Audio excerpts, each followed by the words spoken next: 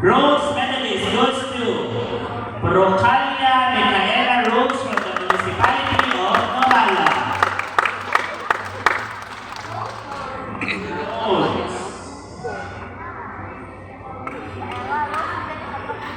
Silver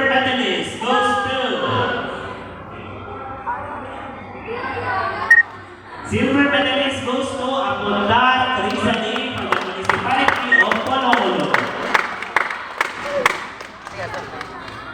We will request the most of our athletes to please be here at our center stage also.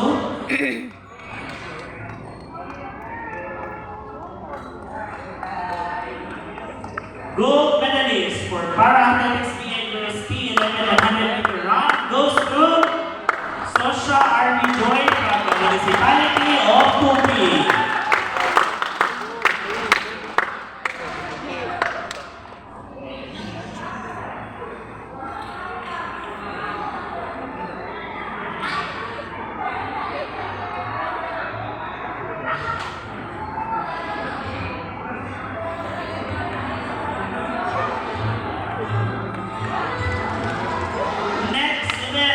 Para-athletics BI Boys T11 100 meter run.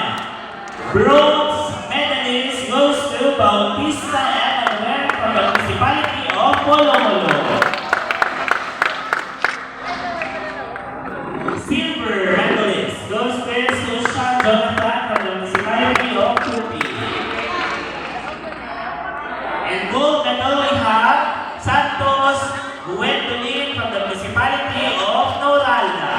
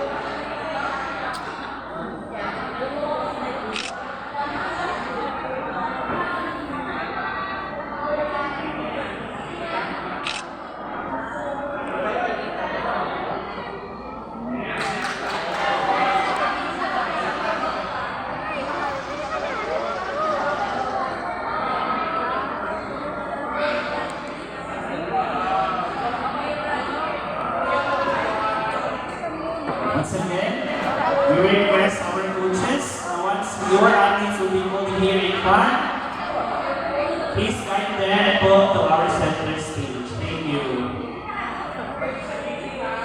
Again, we will request our coaches from the different events to please assist or guide your athletes in going to our center stage. Thank you. Next event. Para-athletics level 1 boys 200 meter run. Bronze medal Natavio Lance from the municipality of Sorada.